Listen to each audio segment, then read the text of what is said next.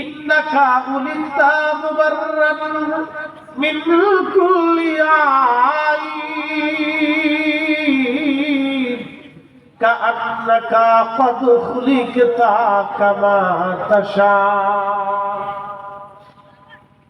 ও নবী, আপনি পৃথিবীতে আসছেন, ইন্নাকা উলিতা মুবাররান মিন কুল্লি আইব, আপনি পৃথিবীতে আসা থেকে শুরু করে একবারে আপনার জিন্দেগি সব আপনি আইব মুক্ত, আপনি ত্রুটি মুক্ত, খাতা মুক্ত।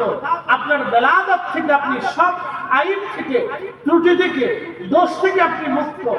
নবীর আব্বা আম্মা যদি কাফের হয়, তাহলে রাসূল কারীমের জন্ম কলঙ্ক মুক্ত কিভাবে হলো?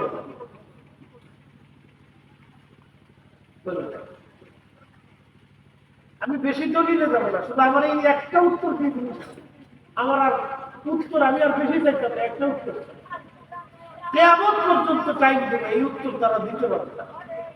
তারা বলবে হ্যাঁ, রাসূলের বেলাদত ত্রুটি আছে। যদি রাসূলের আব্বা আম্মা কাফের হয়ে থাকে, তাহলে নবীর বেলাদতের ত্রুটি থাকার সম্ভাবনা আছে। অতএব যদি রাসূলের বেলাদতের ত্রুটি থাকে, তাহলে রাসূলের ইজ্জতে হাত দেওয়া হলো, নবীর সম্মানে হাত দেওয়া হলো। আর নবীর সম্মানে হাত দিলে তার ইমান ধ্বংস হবে। একসাথে বলো, ঠিক না?